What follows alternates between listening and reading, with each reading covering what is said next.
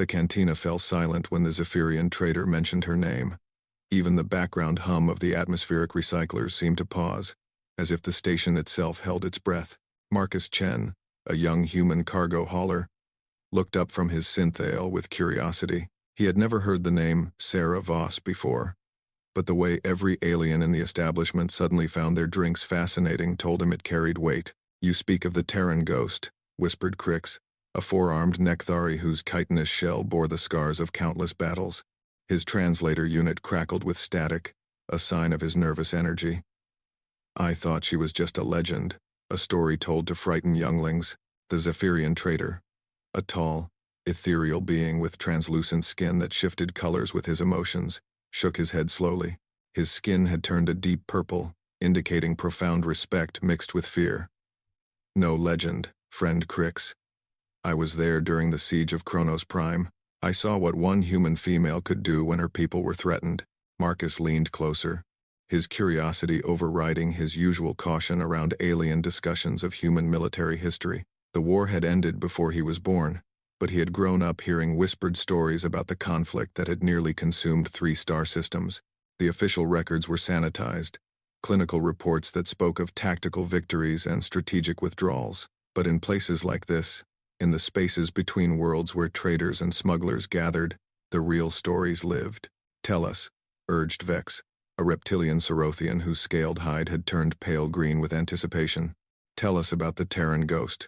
The Zephyrian skin shifted to a translucent yellow, the color of reluctant memory.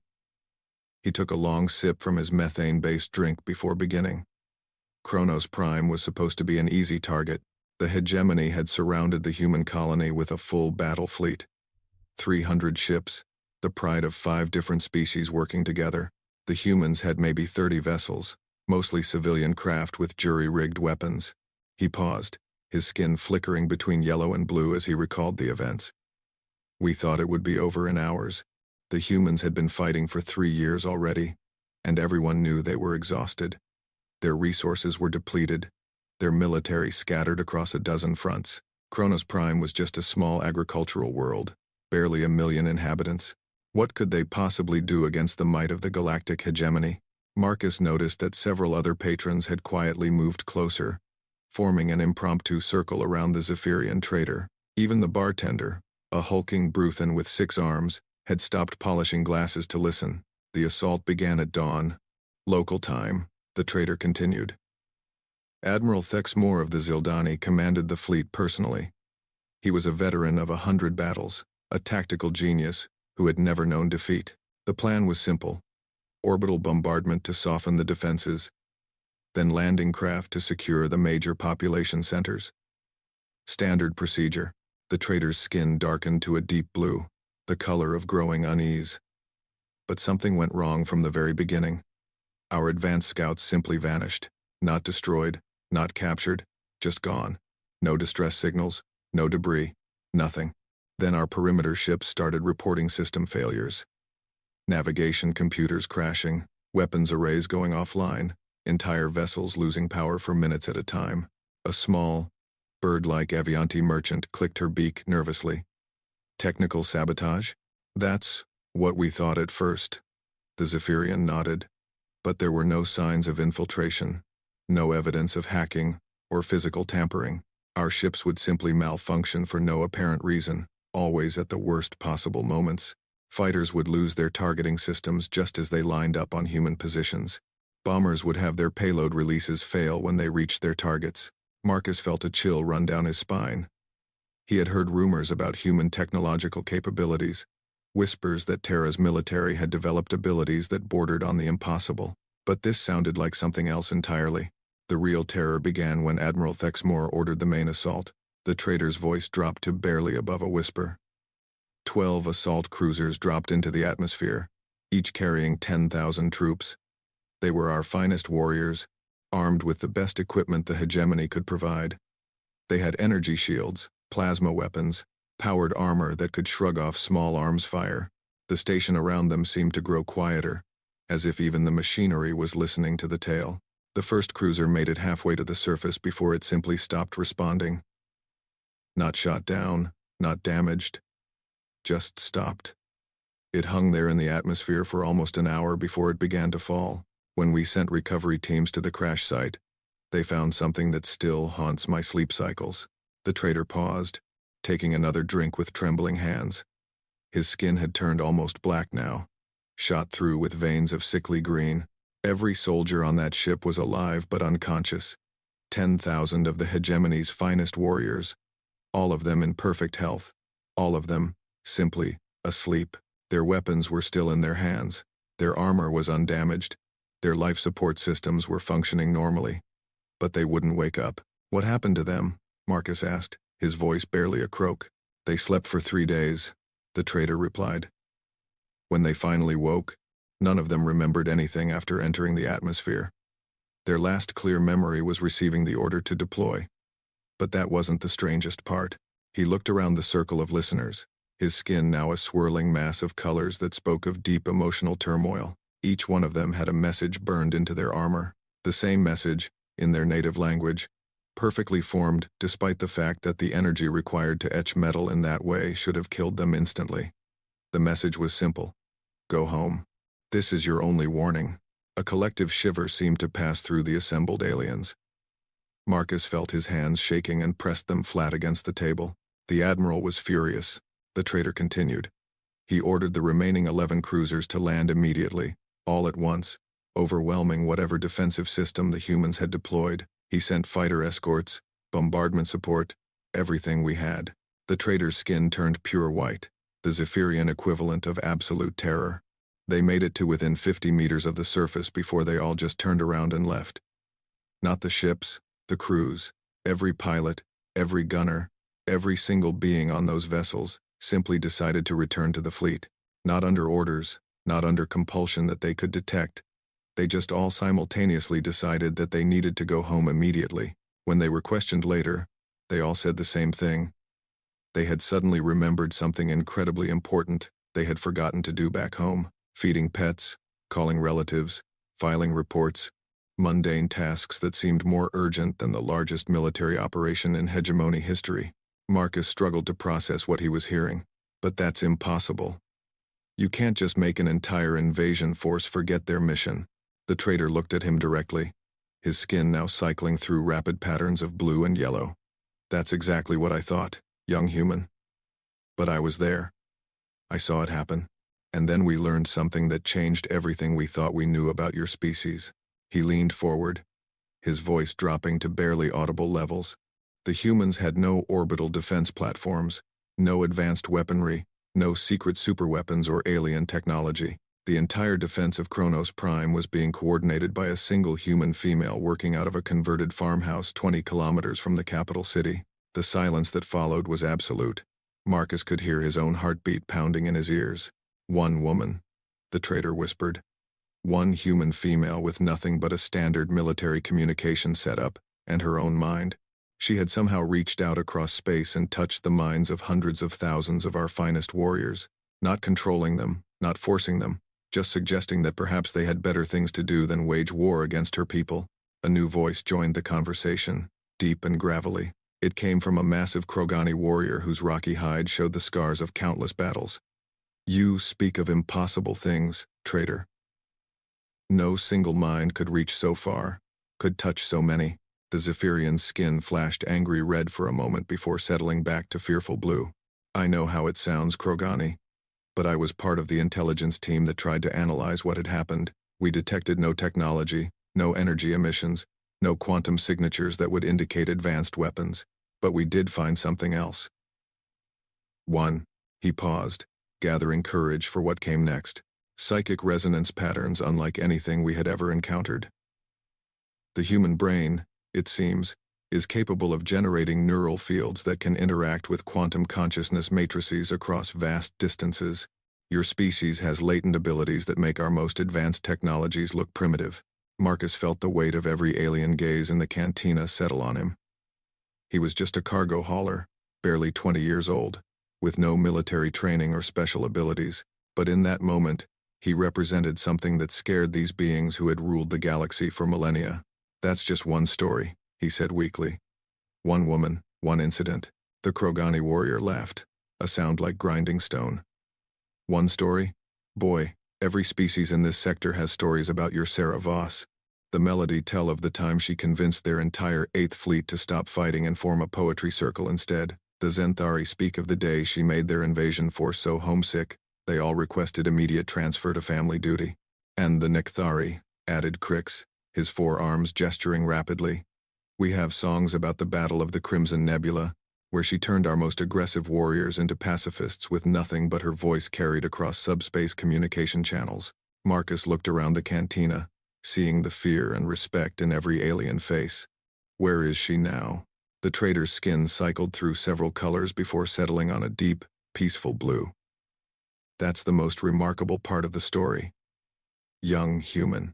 After the war ended, after the hegemony agreed to the peace treaty that gave your species equal status in galactic society, she simply disappeared.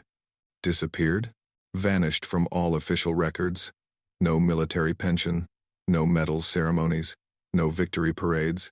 According to your own government's files, Colonel Sarah Voss retired to civilian life and requested complete privacy. The last confirmed sighting was 5 years ago on a small agricultural world in the Outer Rim, where she was reportedly working as a farmhand under an assumed name. The implications hung in the air like a charged field.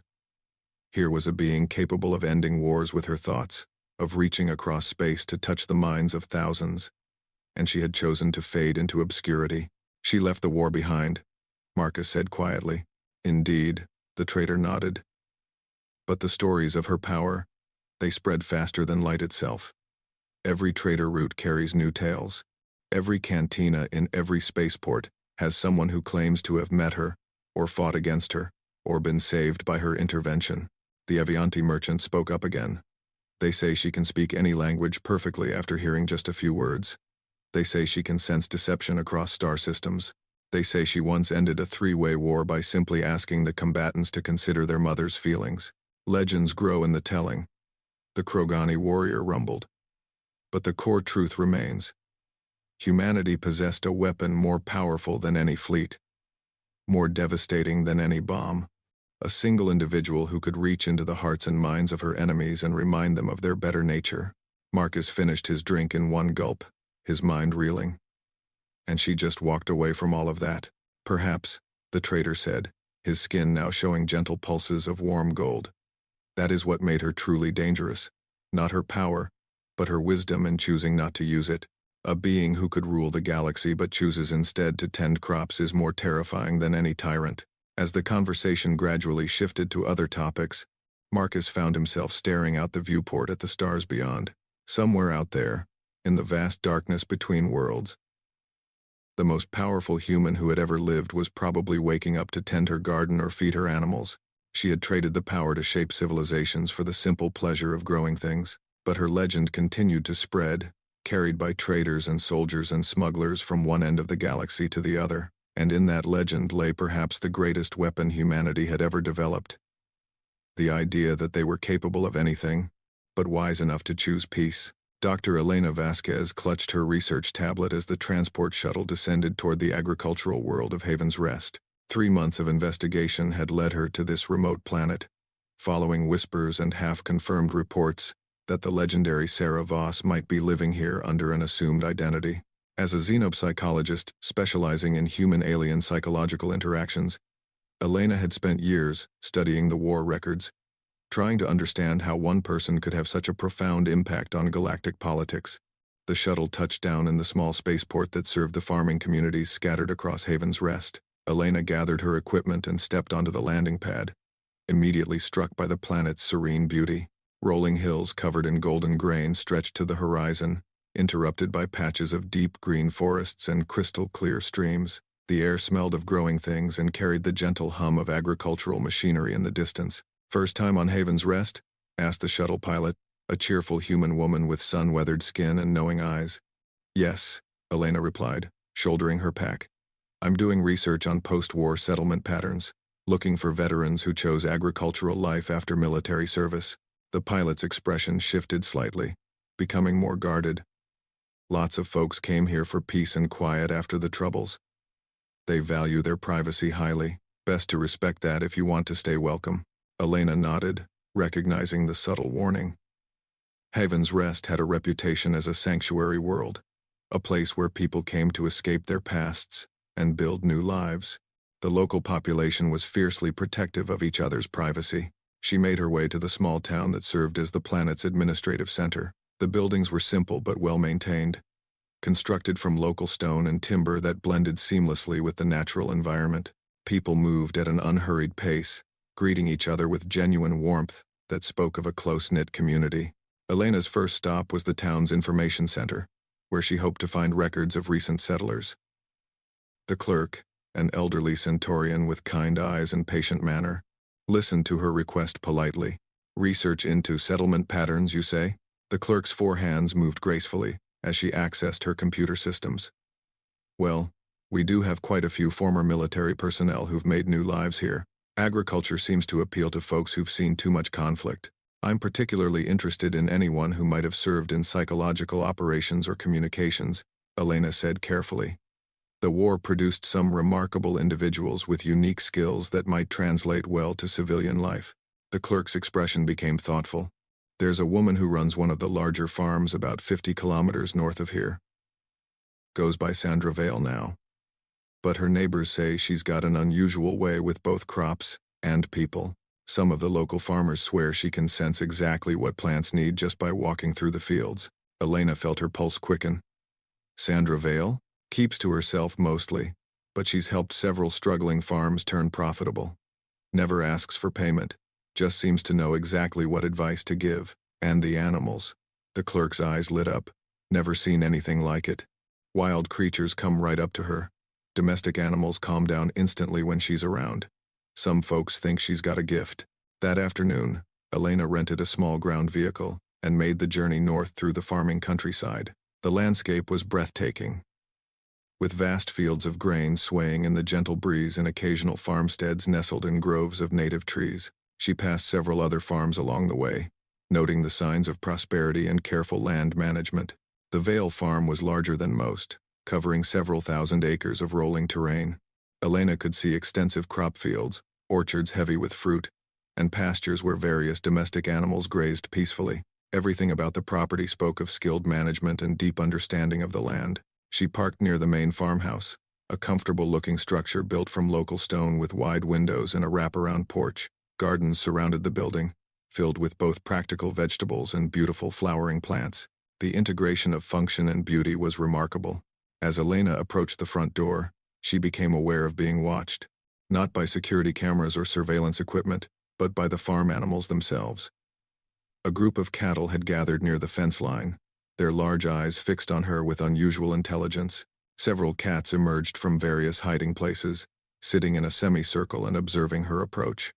Even the farm dogs seemed more alert than aggressive, as if waiting for some signal from their owner. Before Elena could reach the door, it opened. The woman who stepped onto the porch was tall and lean, with shoulder-length brown hair streaked with gray and skin tanned by years of outdoor work. She wore simple farming clothes, but carried herself with a quiet confidence that spoke of someone accustomed to command.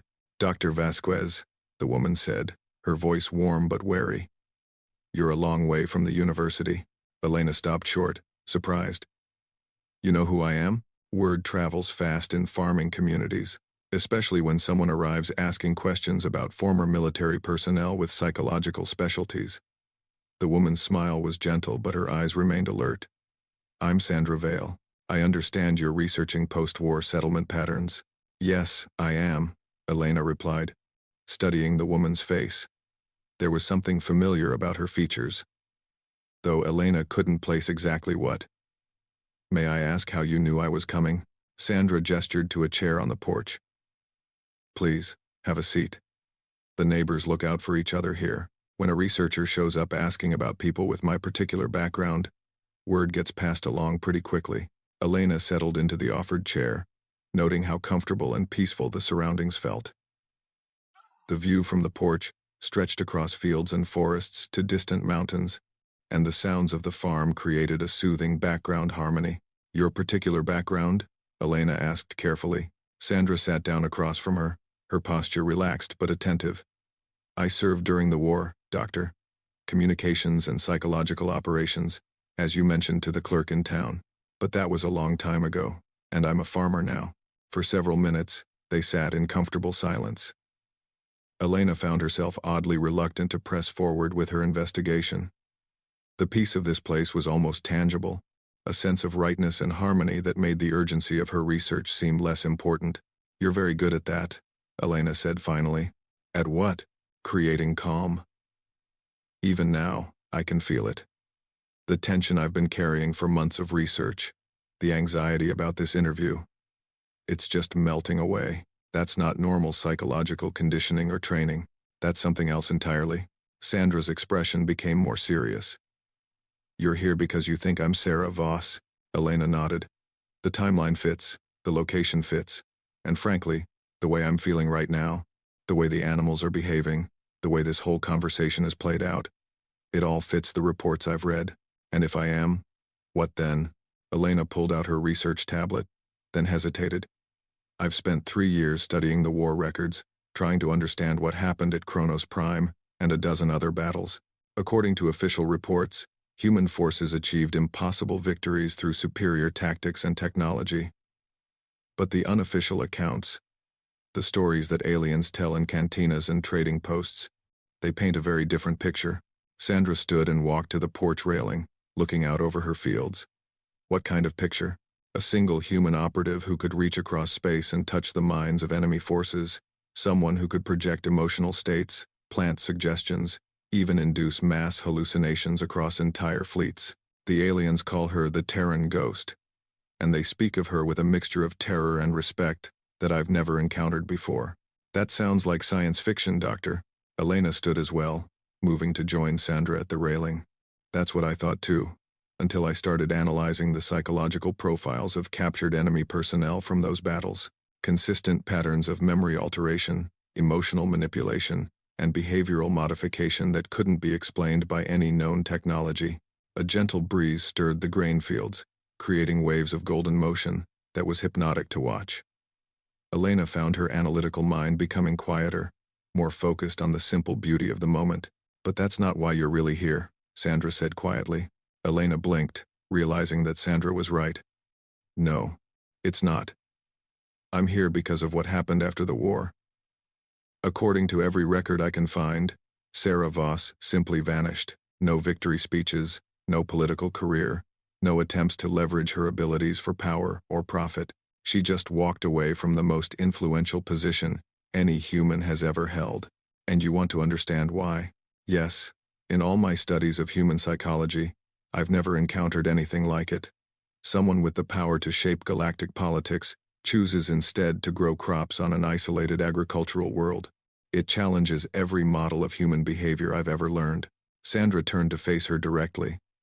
"What if the answer is simpler than you think? What if someone who spent years inside the minds of others, feeling their fears and hopes and dreams, simply got tired of being responsible for so much pain and joy? What if she just wanted to find a place where her actions affected only soil and plants and the occasional sick animal?" Elena felt tears forming in her eyes, though she couldn't explain exactly why. "The stories about you, they're still spreading. Every alien I've interviewed speaks of you with awe. You've become a legend that shapes how other species view humanity." "Legends have their own life," Sandra replied. "They grow and change according to what people need them to be. The woman you're looking for, Dr. Vasquez, she served her purpose during a time of great need. But that time is past." A small group of chickens had gathered near the porch steps, pecking at seeds scattered on the ground. Elena watched them with fascination, noting how they moved with unusual coordination, as if responding to some subtle signal she couldn't perceive. "May I ask you something personal?" Elena said. Sandra nodded. "Do you ever miss it? The scope of influence, the ability to change the course of history with a thought?" Sandra was quiet for a long moment, her gaze distant. "I miss the certainty," she said finally. "During the war, the goals were clear: protect human colonies, defend against aggression, find ways to end the conflict with minimal bloodshed. But power like that, Dr. Vasquez, it changes you. When you can feel the fear of an enemy pilot from light years away, when you can sense the homesickness of soldiers who just want to return to their families, it becomes harder to think of them as enemies." Elena felt a chill of understanding. "That's why you disappeared. Not because you were tired of the responsibility, but because you were beginning to care too much about everyone. Human minds aren't designed to hold that much empathy, Sandra agreed. I could feel the dreams of Zephyrian children whose fathers might not come home from battle. I could sense the grief of Nekthari mothers who had lost offspring to the war. Every tactical decision became a personal agony because I could experience its consequences from every perspective. The afternoon sun was beginning to set, painting the sky in shades of gold and crimson that reflected beautifully across the grain fields. Elena realized they had been talking for hours, though it felt like only minutes. The irony is, Sandra continued, the more powerful I became, the less willing I was to use that power. Every successful mission meant causing pain to beings whose thoughts I could feel as clearly as my own. Eventually, I reached a point where I couldn't function as a weapon anymore. Elena nodded slowly. So, you chose to become a farmer instead. I chose to become someone whose power nurtures instead of destroys. Out here, I can use my abilities to help crops grow, to calm frightened animals, to bring peace to a small corner of the galaxy. It's not as dramatic as changing the course of interstellar wars, but it's honest work that doesn't require me to cause suffering. As the sun touched the horizon, Elena realized she had found what she came looking for. Not just the location of a legendary figure, but understanding of what it truly meant to wield power responsibly. Will you allow me to write about this? Elena asked. Not to expose your location or identity, but to help people understand the choice you made. Sandra considered the request carefully. You can write about the concept, Doctor.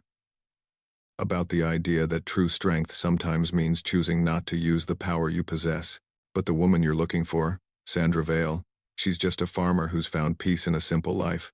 Elena packed her research materials as the stars began to appear in the darkening sky. She had arrived seeking a legend and found instead something far more valuable. An example of wisdom that transcended power, of someone who had chosen personal peace over historical significance. As her transport arrived to take her back to the spaceport, Elena turned for one last look at the farm. Sandra Vale stood on her porch, surrounded by the gentle sounds of evening in the countryside. In the distance, the lights of other farmsteads twinkled like earthbound stars, each representing someone who had also chosen to build rather than destroy. The legend of Sarah Voss would continue to spread across the galaxy, growing with each retelling. But the reality of Sandra Vale was something even more powerful. Proof that the greatest victories sometimes come not from conquering others, but from conquering oneself. Captain Rex Corvani of the Helian Defense Force pressed his scaled hand against the communication console, his usually steady voice cracking with desperation. The distress signal had been broadcasting for 6 hours now, cutting through the vast emptiness of space with mechanical persistence. 3 colony ships carrying 50,000 refugees were trapped in a decaying orbit around the gas giant Thesia 7, their engines damaged beyond repair, and their life support systems failing. The refugee crisis had begun when the Mordak Collective launched their expansion campaign into the Outer Rim territories. Unlike the organized warfare of the previous decade, this was pure conquest, species after species being driven from their homeworlds with brutal efficiency. The lucky ones escaped in whatever ships they could find, becoming wandering nomads in the space between stars. Rex's ship, the cruiser Steadfast Hope, was part of a hastily assembled rescue fleet, trying to evacuate civilian populations ahead of the Mordak advance. But they were outnumbered and outgunned, and time was running out for everyone. Captain, his communications officer reported, her voice tight with strain. Long-range sensors detect Mordak hunter squadrons closing on the Thesia system. Estimated arrival in 4 hours. Rex studied the tactical display with growing horror. The refugee ships were massive civilian vessels, never designed for combat or evasion. Even if his small fleet could somehow restore their engines, there wasn't enough time to reach safe space before the Mordak arrived. And once they did, they would show no mercy to the fleeing populations. Signal the other rescue ships, Rex ordered. Full emergency meeting in 10 minutes. We need options. The holographic conference chamber filled with the images of 6 other ship captains, representing 4 different species, united only by their determination to save innocent lives. Captain Threx of the Nekthari spoke first, his forearms gesturing rapidly with agitation. We cannot fight an entire Mordak squadron with 7 ships, he stated bluntly. Our weapons are no match for their battle cruisers. If we stay, we will all die and save no one. And if we leave, demanded Commander Isis Patel of the human vessel Defiant Guardian, 50,000 civilians become casualties of war. That's not acceptable. Captain Verlox of the Zephyrian merchant ship Golden Current had turned pale blue with distress. There has to be something we can do. The children alone number in the thousands. We cannot simply abandon them. Rex felt the weight of command pressing down on him like a physical force. 7 rescue ships against a full Mordak hunting squadron was not a battle, it was suicide. But leaving 50,000 refugees to die was equally unthinkable. What about emergency evacuation? Suggested Captain Mirav of the Avianti medical ship Healing Wind. If we stripped our ships down to essential systems only, we might be able to take on additional passengers. Commander Patel ran quick calculations on her console. Even at maximum capacity, we could evacuate maybe 8,000 people. That leaves 42,000 still trapped. The silence that followed was filled with the quiet desperation of beings who had dedicated their lives to protecting others. Now faced with an impossible choice, Rex closed his eyes and tried to think of alternatives, but every scenario ended in massive loss of life. There is one option, said a quiet voice from the communication channel. Rex opened his eyes to see a new holographic figure materialize in the conference chamber. It was a human woman with graying hair and work-worn clothes, standing in what appeared to be the simple bridge of a small civilian transport. Identify yourself, Rex demanded, though something about the woman's presence immediately commanded respect. Sandra Vale, she replied calmly. I'm responding to your distress signal. I have a small cargo ship that might be able to help. Commander Patel frowned. Ma'am, with all due respect, we're dealing with a military situation that requires significant firepower. A single cargo ship isn't going to change the tactical balance. Sandra's expression remained serene, but Rex noticed that everyone in the conference seemed to relax slightly when she spoke. I'm not talking about firepower, Commander. I'm talking about something else entirely. Captain Threx's translator crackled as he spoke rapidly. The Mordak cannot be reasoned with, human. They have devoted their entire civilization to conquest and expansion. They do not negotiate. They do not show mercy. And they do not retreat. Everyone can be reasoned with, Sandra replied gently. It's just a matter of finding the right approach. Rex studied the woman's face, noting the calm confidence that seemed completely out of place in their desperate situation. Miss Vale, the Mordak hunting squadron consists of 12 heavy battle cruisers crewed by approximately 30,000 of their most aggressive warriors. They've been bred for warfare across multiple generations. What exactly are you proposing? Sandra's image flickered slightly as her ship moved closer to the refugee convoy. I'm proposing that I talk to them. The reaction from the assembled captains was immediate and vocal. Captain Verlox's skin shifted to bright red with alarm. You cannot simply hail a Mordak warship and expect them to listen to reason. They will destroy your vessel the moment you appear on their sensors. Not if they're curious enough about what I have to say, Sandra replied. Commander Patel leaned forward. Miss Vale, I don't know what your background is, but this isn't a commercial dispute or diplomatic negotiation. The Mordak don't communicate with their prey. They simply eliminate it. Rex felt a strange certainty growing in his mind, though he couldn't explain where it came from. This human woman, despite her modest appearance and civilian status, was not what she seemed. There was something about her presence that suggested capabilities far beyond those of an ordinary cargo hauler. What's your plan? He asked, ignoring the protests from the other captains. Sandra's smile was gentle but determined. I'm going to remind them of something they've forgotten. Before anyone could respond, Sandra's image vanished from the conference. Tracking sensors immediately detected her small cargo ship breaking away from the rescue fleet and heading directly toward the incoming Mordak squadron. Is she insane? Captain Mirov clicked her beak in distress. She's flying straight at them with no weapons, no shields, no protection at all. Rex found himself oddly calm despite the apparent madness of the situation. Something deep in his mind whispered that they should trust this human woman. That she knew exactly what she was doing. It was an irrational feeling, but it felt more real than his tactical training or military experience. All ships maintain position, he ordered. Continue evacuation procedures, but do not retreat until I give the order. The next 2 hours passed with agonizing slowness. Long-range sensors tracked Sandra's small ship as it approached the Mordak squadron, which had dropped out of hyperspace exactly on schedule. The alien vessels were massive and intimidating. their dark hulls bristling with weapons designed for maximum destructive capability. Contact, the communications officer reported. The lead Mordak vessel is hailing the cargo ship. Rex felt his heart skip a beat. In all recorded history, the Mordak had never bothered to communicate with their targets before attacking. They simply arrived, destroyed everything in their path, and moved on to the next system. Can we monitor their communication? Negative, sir. They're using quantum encrypted channels that we can't intercept. For 30 minutes, the impossible conversation continued. Sandra's tiny cargo ship hung motionless in space while the entire Mordak squadron held position around it. Rex could only imagine what was being discussed between a human civilian and the galaxy's most notorious conquerors. Then, without warning, something unprecedented happened. One by one, the Mordak battlecruisers began powering down their weapon systems. Energy signatures that had been running hot for combat suddenly cooled to standby levels. "Captain," the sensor operator stammered, "the Mordak ships are reducing to minimal power configurations. It's like they're preparing for extended dormancy." "That's impossible," Captain Threx protested over the communication link. "Mordak vessels never power down in hostile space. It goes against every tactical doctrine they've ever demonstrated." Rex stared at the display in wonder. Whatever Sandra Vale was saying to the Mordak commanders, it was having an effect that no military force had ever achieved.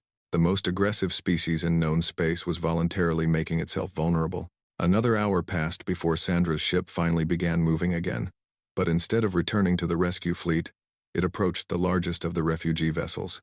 Within minutes, Mordak shuttles began launching from their battle cruisers, but instead of carrying invasion troops, they were loaded with technical equipment and repair materials. "They're helping," Rex whispered in amazement. "The Mordak are actually helping repair the refugee ships."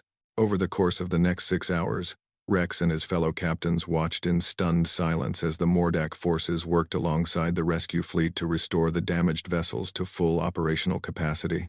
Their technical expertise was remarkable, their efficiency impressive, and their dedication to the task complete. When the work was finished, the Mordak squadron formed up in protective formation around the refugee convoy and began escorting them toward safe space. Sandra's cargo ship rejoined the rescue fleet, and her image reappeared in the holographic conference chamber. "Miss Vale," Rex said, his voice filled with awe. "What exactly did you say to them?" Sandra's expression was tired but peaceful. "I reminded them of what they used to be before they became conquerors. The Mordak species evolved on a world where survival required absolute cooperation between family groups. They developed the most sophisticated social support systems in galactic history.